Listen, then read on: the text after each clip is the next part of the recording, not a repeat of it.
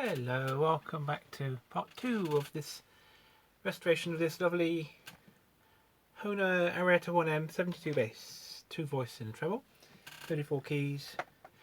So in the first video I gave it a little assessment to see what how it's going, and I took the grid off and we had a look, and the palettes look pretty good. The compression is really nice, the bellows are in good condition. The bellow straps need fixing, so I'll fix that later. So the kind of key thing was that the reeds needed revolving and rewaxing, because it kind of sounded out of tune, and it's quite an old accordion. So for the next video I'm going to take the reed blocks out and start the process of getting the reeds out, cleaned up, revolved and waxed in. So first thing, if I just take off the top of the treble side, yeah, so that will just come off. So I'll start with the treble side reeds. So I'll put the bass side down for a minute. We'll do that as well, but just put that down for a second. So treble side reeds, as I said in the last video, not looking too bad, but it's just that the wax is quite dark brown. And so these are probably the original valves. I'm pretty sure that they are, because they've got the pins as well holding the reed plates down as well. So I'll just take out the treble side reed blocks. Now before I do that, I'm just going to have a look at how they're fitted, and they've got 2 screws attached to little clamps on this side. And yeah, that should be quite straightforward. So if I just get myself a nice little screwdriver, just grab that one there, and just being careful not to damage anything else. Here we go. Let's just there we go. Just undo these screws here.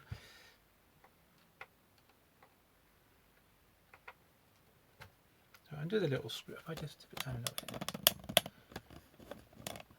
There we go, that's a bit better, isn't it? Undo the little screws and just push the little clamp to one side.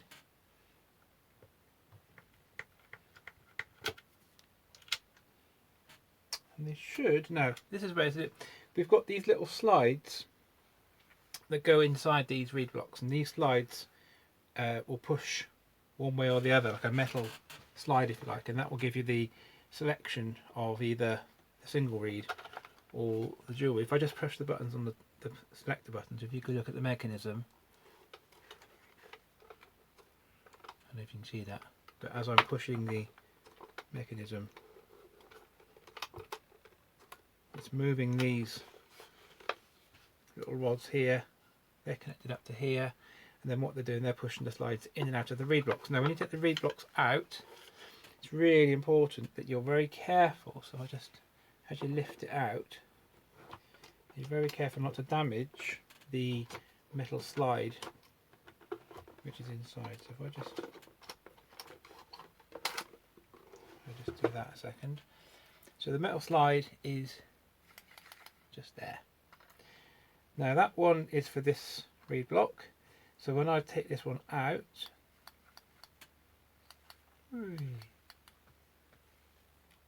make sure I put that down with that reed block also in the same orientation that it came out. So I do the same thing for this one. I just slide it out. Whoa. So the reed block comes out. There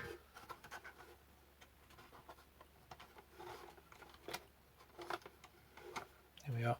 And I've taken the slide out as well, and again putting that in the correct orientation. So I'm going to leave this treble side now as it is, just for the moment. We're not going to do anything else with that, so I'll just put that down for a second. So just here we go. We've got the 2 reed blocks, and we've got 2 slides as well. Now before we do anything else, just a quick mention about the slides, because the slides which slide in and out of the reed block, it's really important that they're not bent. So they're completely flat, because if they start to get warped or bent or crooked, then you find when you try and move the selector for the changing the between 1 reed and 2 reed, they just stick, and that's when you find that the selector switches get really stiff because these aren't really moving well. So what I would do is I wouldn't put anything on them, but I'll just give it with a nice soft cloth. Just give it a nice little kind of polish, really.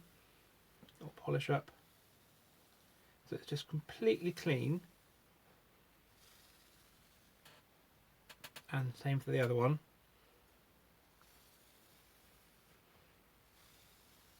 Okay, now I don't want to get these muddled up. I want to keep them as they are. So I'm going to get myself my Sharpie. There we are, getting a black Sharpie. I'm going to put a little code on here. So I'm going to do a little cross on that one. And I know that came from this reed block, so I'm going to put a little cross on there. So I know that that is the correct orientation and the correct slide. And on this one, I'm going to put a circle. There we are. So I just know exactly what's going on. So I know which orientation the slides in. Just went in that way. That's where it kind of works nicely. And I know it's from this reed block. So that's going to help me when I put things back together. So I can put these to one side. I'll give these both a nice little polish up. I'll just put this to one side for the moment. And now we're left with the reed blocks. Here we go. So we've got 2 sets of reeds. So this is one. You can see that you've got 1 reed on that side. You have the same pitch on the other side, just slightly tuned, slightly higher, to give you that tremolo effect. So if I just ping 1, that was a tiny bit higher. So this side is tuned slightly higher than that side. So the next step is to get these reeds out of the reed blocks. Now this is just a nice straightforward kind of activity. What you need is some blades, some knives if you like. So I'm going to get these ready, and then you're just going to pry out the reeds from the reed block. So what I'll do, I'll just get this set up and I'll stop the video and go and I'll start again when I start taking these out. So just give me a second.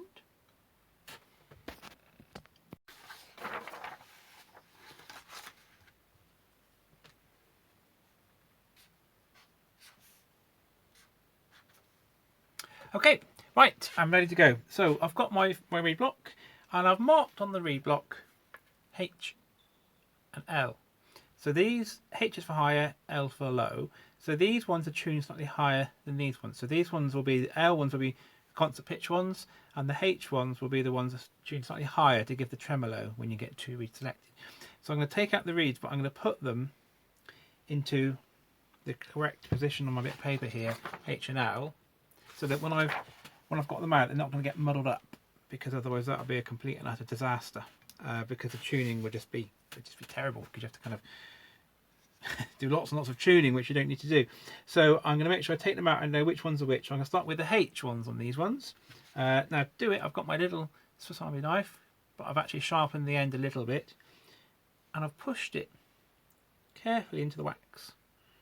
And as I've done that, I can also see that the pins have also come out. Now these pins were put in by Hohner at the factory. Now I'm not going to put the pins back in, because I'm going to just be waxing the reeds in, and they wax them without the pins is absolutely fine, but these are just what Hohner do, and it's nice, but I don't think it's actually necessary once you've got them waxed in properly. So that's how you get the reed out, but I'm going to start right at the bottom end so I can put them in order. So these are my higher reeds, and then I'm just going to lift, take out the pins, I might keep the pins just in case. Oh, and one more thing. These reeds were put in this orientation, and then it was tuned up to make it sound really nice. Now, when I take the reeds out, I'm going to clean them, make sure they're all kind of just ready to go. But I'd really prefer to put them in this orientation this way up, because it might be that there's a slight difference between the outside reed tongue and the inside one you can't see, and the people making the accordion have tuned it accordingly. So if I put that reed plate in upside down, then I might have to deal with an extra tuning issue, which I don't really want. So what I'm going to do, I'm going to put a little black dot with my Sharpie just on the rivets of these reeds. So when I've got them out and they're ready to go back in again, I know which way up I'm going to put them. And that'll just eliminate any possibility of just having to do extra tuning, because the person tuning it in the factory would have tuned it with the reeds this way up, and if I then put them upside down, it just might cause extra tuning problems. So I've marked them all, and now I'm going to lift them all out and put them on paper. So I won't let that kind of make you watch all of that, because that's not going to be terribly exciting, but I'll do that and then I'll show you where I'm up to. Okay, there we are. So the reeds have come out, just left with remnants of wax, and then actually down here we've got all the reeds lined up. So what I'm going to do is, first thing I'm going to do actually is take off the rest of the wax from this reed block. So I need my special tool. I think it's in, just give me a second, I need to find it actually.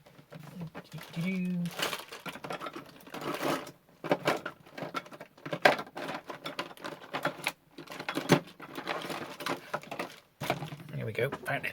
This is a very special tool that I've made. It's made out of a cutlery knife.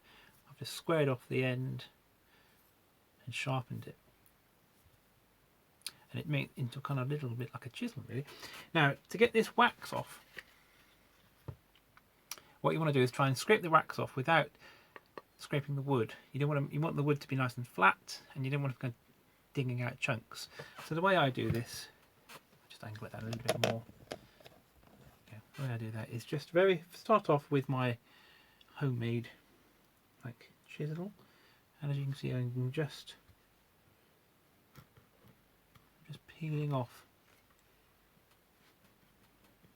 the wax, being careful just to take the wax off and not the wood. There we are. So what I'll do, I'll just go around that and take all the wax off, come back in a sec. Okay, so just finishing off then, so I've got the wax is off. I did actually use a little blade, blade on my Swiss knife, just to do some careful scraping as well. And I've now used a 120 grit, just to get that nice and smooth, and then finishing off with a 400 grit, just to finish off that. I've gone over that a few times. We've ended up with a nice, smooth reed block. All the wax is taken off, and that's now ready to have the reeds waxed in. Okay, so that bit's done.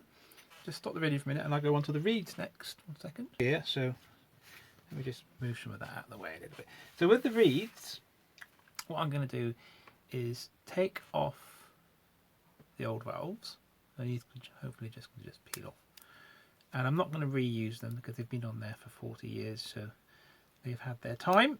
So they're just going to go.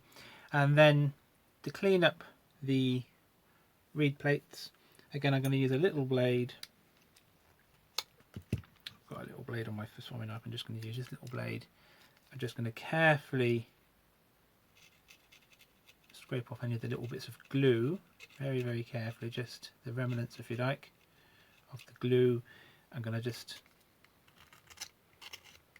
scrape off on the edges any of the wax that was still there, and then I get my 400 grit sandpaper, which is kind of nice fine grit sandpaper, and I'm just going to very carefully finish up the cleaning up of the kind of glue which is just on that there,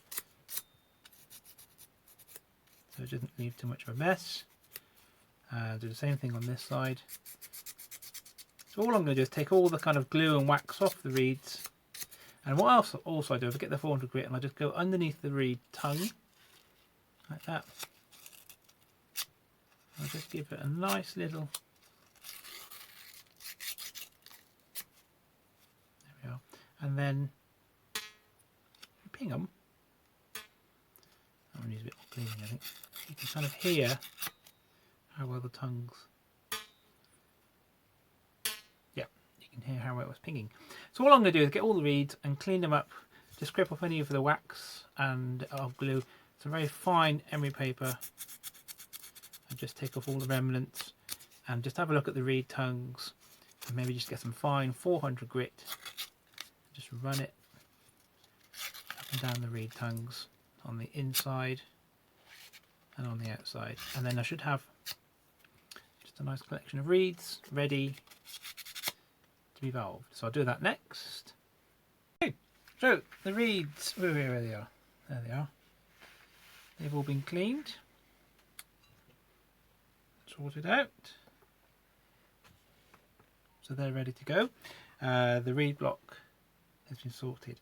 So the next step before I revolve these is to have a look at the reeds themselves. So if I just pick a reed, two things you can do. One is just check that the reed is sitting, the reed tongue is sitting in its slot centrally. So what I do, I just hold it up to the window and I can see the reed in the reed slot. And sometimes what can happen is that the reed tongue gets slightly pushed across or not quite straight, and if it doesn't sit in the middle of its slot, then it won't work properly. So if you hold it up to the window, you can see the gap each side of the reed tongue, and it will give you an indication of how centrally that reed tongue is sitting. If it's off to one side, then you can have to be very careful and get some way of just squeezing it across one way or the other to try to get it more central. The other thing that can happen is, and particularly on the bass reeds, they get a bit rattly, and when you kind of ping them, you can hear the reed tongue is a little bit loose on the reed plate,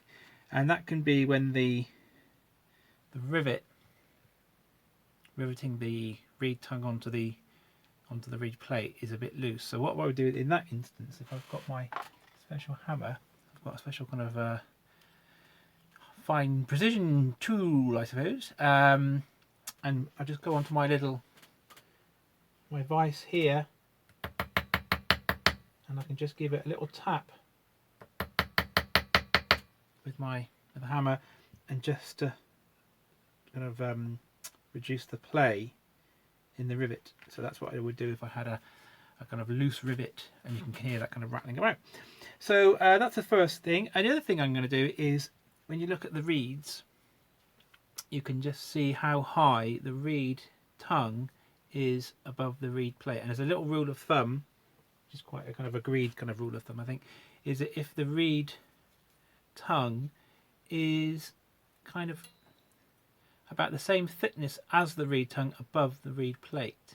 So if you've got too big a gap, like that, for example, you need an awful lot more air to go and start to make that reed move. So you have to kind of pump the bellows harder to get the note to sound. But if the reed tongue is too close or even flush with the reed plate, then it might choke, and so that the air won't get underneath at all, and it won't make any noise. So you just want that kind of optimum setting. So if it's too high, you can just have to get some way of pushing down somewhere around about halfway, or even a bit further up towards the rivet, where you can push down and actually get a permanent bend on the reed tongue.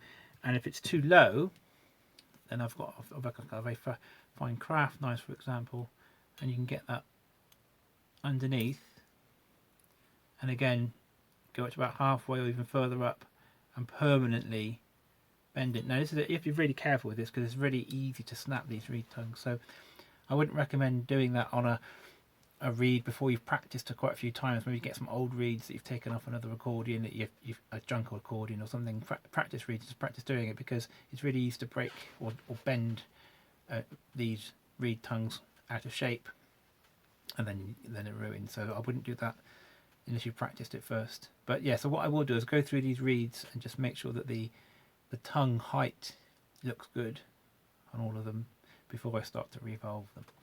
Okay, so that's the process then of getting the reeds out, cleaning up the reed block, and preparing the reeds for revolving. So it's quite a nice process. It doesn't take much thought. It's kind of more like just scraping and sanding and checking.